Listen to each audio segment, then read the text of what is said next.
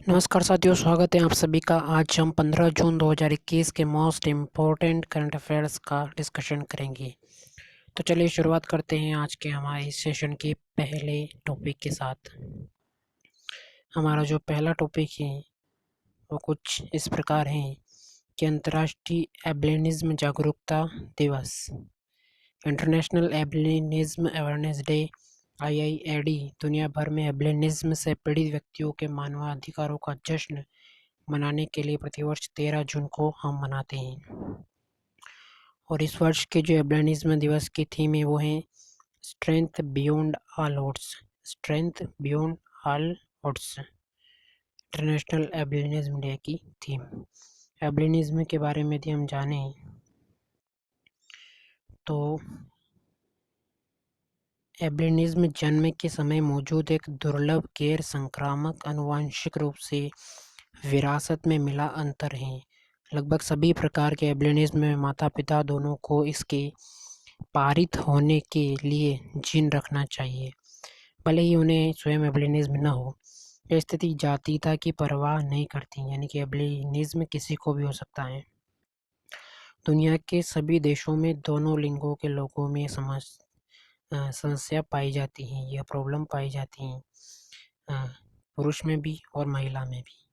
Albinism के परिणाम स्वरूप बालों, त्वचा और आँखों में रंजकता यानी कि मेलानिन की कमी हो जाती है, जिससे सूर्य और तेज प्रकाश के प्रति संवेदनशीलता बढ़ जाती है। नतीजतन एल्बिनिज्म से पीड़ित सभी लोग दृष्टिबाधित होते हैं और उन्हें त्वचा संबंधी कैंसर का खतरा रहता है। मेलानिन की उपस्थिति का कोई इलाज नहीं है, जो एल्बिनिज्म का केंद्र है, यानी कि एल्बिनिज्म का केंद्र मेलानिज्म है। और यह किसी जातीयता की परवाह किए बिना भी मेल और फीमेल दोनों में से किसी को भी हो सकता है। और इसमें रंजकता, मेलानिन की कमी हो जाती है, जिससे सूर्य की तेज रोशनी के प्रति हमारी जो संवेदनशीलता है वो बढ़ जाती है और इससे दृष्टिबाधित भी होते हैं लोग। और इसका जो केंद्र एल्बिनिज्म का है वो है मेलानिन। ठीक है, तो ये हमारा आज का पहला टॉपिक कंप्लीट होता है। अब हम आगे बढ़ते हैं हमारे नेक्स्ट टॉपिक की ओर। हमारा जो नेक्स्ट टॉपिक है वो है संयुक्त राष्ट्र महासभा ने व्यापार और विकास पर संयुक्त राष्ट्र सम्मेलन UNCTAD के महासचिव के रूप में कोस्टा रिकान की अर्थशास्त्री रेबेका ग्रिन्सपन की नियुक्ति को मंजूरी दी है। वह 4 साल के लिए पद ग्रहण करेगी। वह UNCTAD की अध्यक्षता करने वाली पहली महिला है। उन्हें रेबेका ग्रिन्सपन पहली महिला है UNCTAD की अध्यक्षता करने वाली। और मध्य अमेरिकी पहली महिला और पहली मध्य अमेरिकी हैं। उन्हें संयुक्त राष्ट्र महासचिव एंटोनियो गुटरेस द्वारा महासचिव के रूप में नामित किया गया है। और ग्रिन्सपन इसाबेल ड्यूरेंट की ये जगह लेंगी, रेबेका ग्रिन्सपन, और जो 15 फरवरी 2021 से कार्यवाहक महासचिव के रूप में कार्यरत हैं। इससे पहले ग्रिन्सपन ने लैटिन अमेरिका और कैरेबियन के लिए UNDP के क्षेत्रीय निदेशक और 1994 से 1998 तक कोस्टा रिका के दूसरे उपाध्यक्ष के रूप में कार्य किया है। रेबेका ग्रिन्सपन ने UNCTAD विकासशील देशों के व्यापार, निवेश और विकास के अवसरों को बढ़ा देने और समान आधार पर विश्व अर्थव्यवस्था में एकीकृत करने के लिए उनके प्रयासों में सहायता करने के लिए जिनेवा स्थित संयुक्त राष्ट्र एजेंसी है UNCTAD। इसका मुख्यालय जिनेवा में है, जो कि स्विट्जरलैंड में, और इसकी स्थापना 30 दिसंबर 1964 को हुई थी। तो ये हमारा टॉपिक कंप्लीट होता है UNCTAD के बारे में। अब हम हमारे नेक्स्ट टॉपिक की ओर बढ़े तो हमारा जो नेक्स्ट टॉपिक है वो है कि भारतीय रिजर्व बैंक के आंकड़ों के अनुसार भारत का विदेशी मुद्रा भंडार पहली बार 600 मिलियन अमेरिकी डॉलर को पार कर चुका है। यानी कि 4 जून 2021 को समाप्त सप्ताह में भारत का विदेशी मुद्रा भंडार 6.842 बिलियन अमेरिकी डॉलर से बढ़कर 605.008 बिलियन डॉलर हो गया। यह भारत की विदेशी संपत्ति का अब तक का उच्चतम स्तर है। इसके साथ ही भारत रूस के साथ दुनिया का चौथा सबसे बड़ा रिजर्व होल्डर बन गया है। विदेशी मुद्रा का, और 605.2 बिलियन डॉलर आका गया है रूस का विदेशी मुद्रा भंडार। तो ये विदेशी मुद्रा भंडार के बारे में हमारा टॉपिक कंप्लीट होता है कि भारत का विदेशी मुद्रा भंडार पहली बार 600 बिलियन डॉलर को पार कर चुका है। हमारा जो नेक्स्ट टॉपिक आता है वो आता है international world blood donor day के बारे में, यानी कि विश्व रक्तदाता दिवस के बारे में। ये हर साल 14 जून को हम मनाते हैं, और 2021 के लिए जो विश्व रक्तदाता दिवस का नारा था वो था give blood and keep the world beating. विश्व रक्तदाता दिवस 2021 की मेजबान देश रोम इटली थी, इटली का रोम था। हर साल 14 जून 1868 को लैंडस्टेनर की जयंती पर विश्व दाता दिवस व्यापक रूप से मनाया जाता है, और इस कार्यक्रम को पहली बार 14 जून 2004 को विश्व स्वास्थ्य संगठन, international federation of red cross and red crescent societies द्वारा मनाया गया था। पहली बार 14 जून 2004 को इसे मनाया गया था, विश्व रक्तदाता दिवस को, जिसका उद्देश्य स्वस्थ व्यक्ति द्वारा स्वैच्छिक रूप से अवैतनिक रूप से सुरक्षित रक्तदान की आवश्यकता के बारे में जन जागरूकता को बढ़ावा देना है। मई 2005 में WHO ने आधिकारिक तौर पर अपने 192 सदस्य देशों के साथ 58वीं विश्व स्वास्थ्य सभा में विश्व रक्तदाता दिवस की स्थापना की। यानी कि इस दिन जो भी व्यक्ति हैं वो अपनी स्वैच्छिक इच्छा से और बिना किसी पेमेंट के, बिना किसी वेतन के रक्तदान कर सकते हैं। और रक्तदान हम सभी को करना भी चाहिए, क्योंकि रक्तदान एक ऐसा दान है जो हम बिना किसी एक्स्ट्रा एफर्ट के कर सकते हैं। उससे हमारे बॉडी में किसी भी प्रकार की कमज़ोरी नहीं आती, हम आर्थिक रूप से भी कमज़ोर नहीं होते, ना ही हम शारीरिक रूप से कमज़ोर होते हैं रक्तदान करने से, और इससे हम किसी की जान भी बचा सकते हैं। तो वी शुड डोनेट ब्लड, ठीक है। तो ये हमारा रक्तदाता दिवस के ऊपर टॉपिक कंप्लीट होता है। हमारा जो नेक्स्ट टॉपिक है वो है यूरोपीय अंतरिक्ष एजेंसी 2030 में शुक्र के लिए एनविजन मिशन लॉन्च करेगी। यूरोपीय अंतरिक्ष एजेंसी ESA अब शुक्र, वेनस का अध्ययन करने के लिए आगे अपनी जांच विकसित कर रही है, ताकि ग्रह के आंतरिक कोर से ऊपरी वायुमंडल तक के समग्र दृश्य को देखा जा सके। एनविजर के रूप में डब किया गया मिशन संभवतः 2030 की शुरुआत में ग्रह पर लॉन्च किया जाएगा। यूरोपीय अंतरिक्ष एजेंसी 2030 में शुक्र के लिए एनविजन मिशन लॉन्च करेगी, और इसका जो मुख्यालय है वो है पेरिस, फ्रांस में। इसकी स्थापना 30 मई 1975 को यूरोप में हुई थी, और इसके जो CEO हैं वो हैं जोहान डिट्रिच वार्नर, यूरोपीय अंतरिक्ष एजेंसी के। अब हम यदि आगे बढ़े तो हमारा अगला टॉपिक आता है अक्षय कुमार के ऊपर, जिनको ब्रांड एम्बेसडर बनाया गया है माई लैब ने। और ये घोषणा पुणे स्थित फर्म द्वारा देश की पहली कोविड-19 स्व परीक्षण किट कोविशील्ड लॉन्च करने के कुछ दिनों बाद की गई है। अक्षय के साथ साझेदारी का उद्देश्य माई लैब के उत्पादों और कोविसेल्फ जैसी किट के बारे में जागरूकता पैदा करना है, ठीक है। तो अक्षय कुमार को ब्रांड एम्बेसडर बनाया गया है बायोटेक्निकल कंपनी माई लैब का, ठीक है। तो है हमारा अक्षय कुमार के ऊपर भी टॉपिक कंप्लीट होता है। अब हम आगे बढ़ते हैं हमारे नेक्स्ट टॉपिक की, और हमारा जो टॉपिक है बहुत ही बेहतरीन टॉपिक है, वो है कि बांदीपोरा जम्मू कश्मीर जिले का एक गांव वेयान देश का पहला गांव बन गया है जहां 18 साल से ऊपर की पूरी आबादी को, यानी कि आउट ऑफ 100 को टीका लगाया जा चुका है कोविड-19 का।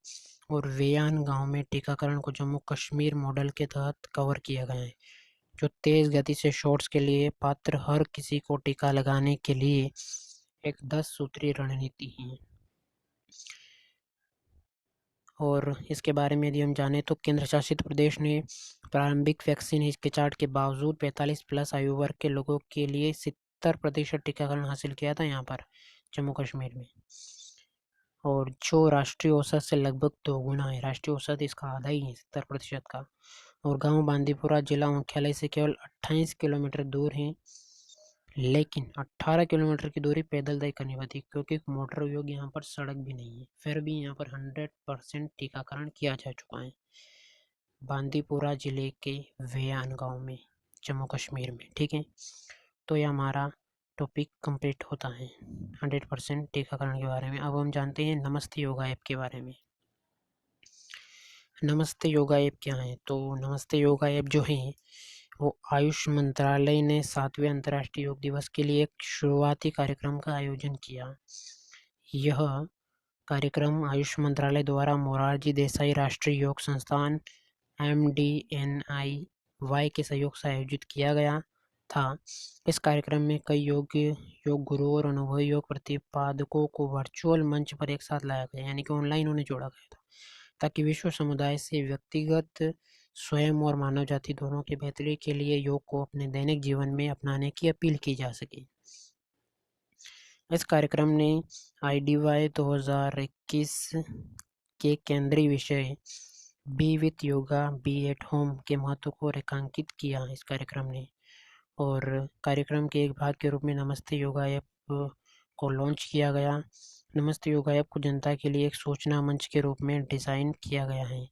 इसका जो उद्देश्य है वो है योग के बारे में जागरूकता बढ़ाना और इसे बड़े समुदाय के लिए सुलभ बनाना है। आयुष मंत्रालय के जो राज्य मंत्री हैं वो स्वतंत्र प्रभार से श्रीपद येसो नाइक हैं।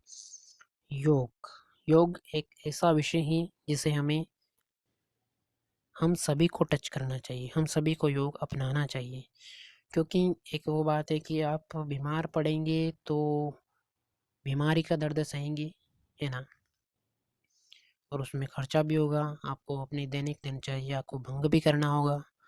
लेकिन यदि आप योग करते हैं तो आप दैनिक दिनचर्या के साथ उसे कर सकते हैं, प्रतिदिन कर सकते हैं, जितने आपका समय रहे, जैसे 10 मिनट, 30 मिनट, 1 घंटा, जितना भी आपका समय है उसके अनुसार कर सकते हैं।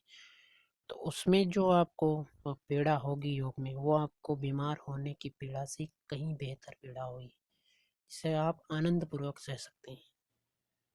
तो मेरी सभी से यही अपील है कि कृपया योग अपनाएं, स्वस्थ बनाएं अपने आप को और देश को, विश्व को। योग एक बेहतरीन सौगात है भारत की पूरे विश्व को, पूरी मानव जाति को। अब हम नोवाक जोकोविच के बारे में जानते हैं। तो नोवाक जोकोविच ने स्टेफानोस सित्सिपास को हराकर अपने करियर में दूसरी बार फ्रेंच ओपन का खिताब अपने नाम किया है। नोवाक जोकोविच ने अपने 19वें ग्रैंड स्लैम खिताब के साथ सर्वकालीन ग्रैंड स्लैम खिताबों की सूची में रोजर फेडरर और राफेल नडाल के रिकॉर्ड की बराबरी की है। नोवाक जोकोविच ने की बराबरी करने से एक कदम दूर है सिर्फ। दोनों खिलाड़ियों ने 20-20 ग्रैंड स्लैम जीते हैं, रोजर फेडरर और राफेल नडाल ने, जबकि 19 नोवाक जोकोविच जीत चुके हैं। नोवाक जोकोविच एरा में 2 बार करियर ग्रैंड स्लैम पूरा करने वाले पहले व्यक्ति भी बन गए हैं। उन्होंने 9 बार ऑस्ट्रेलियन ओपन जीता, 5 बार विंबलडन और 3 बार US ओपन जीता है नोवाक जोकोविच ने। रोड लेवल के बाद वह 52 साल में सभी 4 ग्रैंड स्लैम 2 बार जीतने वाले पहले व्यक्ति बन गए हैं, और कुल मिलाकर वह यह अनोखा कारनामा करने वाले तीसरे खिलाड़ी हैं, तीसरे पुरुष खिलाड़ी। और राय इमर्सन तीसरे खिलाड़ी थे। ठीक है, तो ये हमारी इंफॉर्मेशन जो थी वो कंप्लीट होती है नोवाक जोकोविच के बारे में। अब हम पढ़ते हैं अमर्त्य सेन की नई बुक के बारे में, होम इन द वर्ल्ड। इस नाम से अमर्त्य सेन ने अपने जीवन का संस्मरण प्रस्तुत किया है। हमारे समय के दुनिया के अग्रणी सार्वजनिक बुद्धिजीवियों में से एक, नोबेल पुरस्कार विजेता अमर्त्य सेन ने अपना संस्मरण होम इन द वर्ल्ड लिखा है। किताब का प्रकाशन जुलाई में पेंगुइन रैंडम हाउस द्वारा किया जाएगा। इस पुस्तक में सेन बताते हैं कि कैसे रविन्द्रनाथ टैगोर ने उन्हें अपना नाम अमर्त्य दिया। वह कलकत्ता के प्रसिद्ध कॉफ़ी हाउस और कैम्ब्रिज में बातचीत और मार्क्स एटकिंस और एरो के विचारों को भी इस पुस्तक में याद करते हैं, जिन्होंने उनके विचारों को आकार दिया है। तो अमर्त्य सेन के संस्मरण पर आधारित बुक आ रही है होम इन द वर्ल्ड। ठीक है, अब हम हमारे अगले टॉपिक की ओर बढ़े, तो वो हैं कोर्सेरा के बारे में।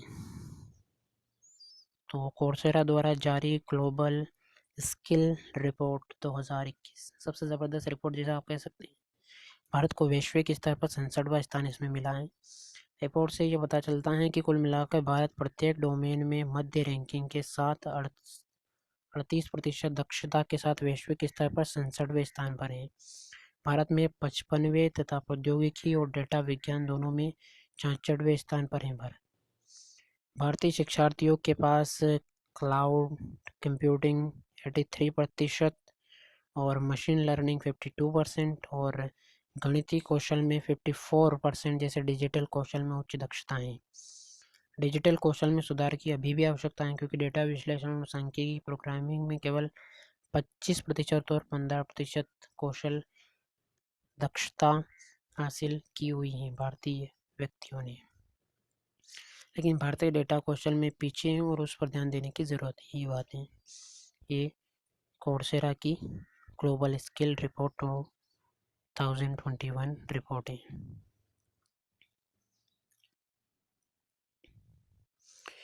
रिपोर्ट महामारी की शुरुआत के बाद से एकत्र किए गए मंच पर लगभग 77 मिलियन शिक्षार्थियों 100 देशों के 77 मिलियन शिक्षार्थियों के प्रदर्शन डेटा पर आधारित है। ये 3 श्रेणियों व्यवसाय, प्रौद्योगिकी और डेटा विज्ञान में कौशल दक्षता का मानदंड है। इसमें नंबर 1 पर जो रही हैं वो हैं स्विट्ज़रलैंड, नंबर 2 पर लग्जमबर्ग, नंबर 3 पर ऑस्ट्रेलिया है।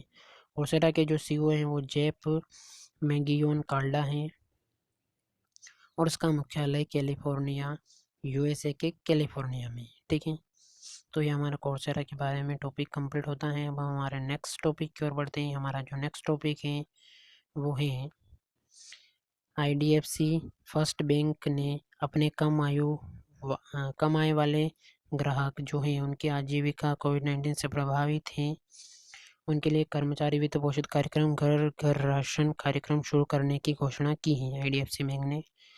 और बैंक ने उन कर्मचारियों के परिवारों के लिए एक व्यापक कार्यक्रम की घोषणा भी की है जिन्होंने दुर्भाग्य से कोविड-19 के कारण अपनी जान गंवा दी है। कई अन्य सामाजिक जिम्मेदारी पहल के लिए एक ग्राहक कोविड-19 देखभाल कौशल भी इन्होंने स्थापित किया है। बैंक के कर्मचारियों ने इस उद्देश्य के लिए 1 दिन से 1 महीने तक के वेतन में इसका योगदान दिया है। कर्मचारी राशन किट खरीद रहे हैं, जिसमें 10 किलो चावल, आटा, 2 किलो दाल, चीनी, नमक, ये सारी चीज़ें इसमें शामिल हैं जो खरीद रहे हैं। पैकेट, बिस्कुट और ये सभी चीज़ें उन्होंने इसमें सहायता के लिए खरीदी हैं कर्मचारियों ने। IDFC बैंक के बारे में यदि हम जानें तो इसका जो मुख्यालय ये वो है मुंबई में। इसकी स्थापना 2015 में हुई थी। इसके जो सीईओ हैं वो वैद्यनाथन है। इसके सीईओ वैद्यनाथन। अब हम आगे बढ़ते हैं हमारे नेक्स्ट टॉपिक की ओर। हमारा जो नेक्स्ट टॉपिक है वो आता है IIT रुड़की के प्रोफेसर ने विस्फोट प्रतिरोधी हेलमेट के लिए जीता है NSG पुरस्कार। तो मैकेनिकल और औद्योगिक इंजीनियरिंग विभाग MIED के सहायक प्रोफेसर शैलेंद्र गोविंद गणपुले को विस्फोट प्रतिरोधी हेलमेट विकसित करने के लिए NSG काउंटर IED और काउंटर टेररिज्म इनोवेटर अवार्ड 2021 से सम्मानित किया गया है। ये NSG द्वारा वार्षिक पुरस्कार का दूसरा संस्करण था। समारोह गुड़गांव के पास मानसरोवर में राष्ट्रीय सुरक्षा गार्ड NSG परिषद में आयोजित किया गया था। तो IIT रुड़की के प्रोफेसर ने विस्फोट रोधी हेलमेट के लिए NSG पुरस्कार जीता है। थोड़ा और जाने तो ये है कि प्रोफेसर शैलेंद्र गणपुले द्वारा विस्फोट प्रतिरोधी हेलमेट 4 की तकनीकी तत्परता के साथ IED फ्रेरी ब्लास्ट वेब से सैन्य कर्मियों की रक्षा के लिए पारंपरिक हेलमेट का एक उन्नत संस्करण है ये हेलमेट। और राष्ट्रीय सुरक्षा गार्ड द्वारा NSG counter IED and counter terrorism innovator award की स्थापना योग्य नवनिवेशकों के लिए की गई हैं, जिन्होंने राष्ट्रीय सुरक्षा के लिए, काउंटर आईईडी और आतंकवाद रोधी क्षेत्रों में नवाचार के लिए उत्कृष्ट योगदान दिया हो, उनके लिए इस अवार्ड की स्थापना की गई है। हमारा जो आज का अंतिम टॉपिक आता है वो आता है महावीर चक्र प्राप्तकर्ता दिग्गज वयोवृद्ध ब्रिगेडियर रघुवीर सिंह के दुखद निधन के बारे में। उन्हें 18 अप्रैल 1943 को सवाई मानसिंह गार्ड्स में सेकंड लेफ्टिनेंट के रूप में कमीशन किया गया था और उन्होंने दूसरे विश्व युद्ध सहित कई युद्ध लड़े थे। इस वीरतापूर्ण कार्य के लिए भारत के तत्कालीन राष्ट्रपति डॉक्टर एस राधाकृष्णन ने लेफ्टिनेंट कर्नल, बाद में ब्रिगेडियर जो बने, उन्हें रघुवीर सिंह को देश के दूसरे सबसे बड़े वीरता पुरस्कार महावीर चक्र से सम्मानित किया था, उस समय के तत्कालीन राष्ट्रपति डॉक्टर सर्वपल्ली राधाकृष्णन ने। थोड़ा और जाने इनके कार्यों के बारे में, तो बहुत ही वीरतापूर्वक कार्य इन्होंने किए हैं। वो है कि 1944 में बर्मा युद्ध में इन्होंने भाग लिया, लड़ने के लिए यह जापान गए। इसके बाद इन्होंने स्वतंत्रता के तुरंत बाद उरी सेक्टर में 1947-48 में भारत पाक युद्ध में लड़ाई लड़ी। 1954 में उत्तर और दक्षिण कोरिया के युद्ध के दौरान उन्हें शांति सेना के हिस्से के रूप में तटस्थ राष्ट्र प्रतिनिधि आयोग NNRC के अध्यक्ष के रूप में तैनात किया गया था। 1958-59 के दौरान इसराइल मिस्र युद्ध व संयुक्त राष्ट्र आपातकालीन बल का हिस्सा थे। 1965 में भारत पाक युद्ध के दौरान अपनी बटालियन 18 राजपुताना राइफल्स, बाद में जिसे 11 मैकेनिकल इन्फेंट्री कहा जाता है, की कमान संभाल रहे थे। सामने से अग्रणी व असल उत्तर की लड़ाई के दौरान बहादुरों के उत्कृष्ट मानकों का प्रदर्शन करने के लिए अपने साथियों के लिए एक उदाहरण साबित हुए, जिनका नाम है ब्रिगेडियर रघुवीर सिंह। देश का उन्हें सलाम।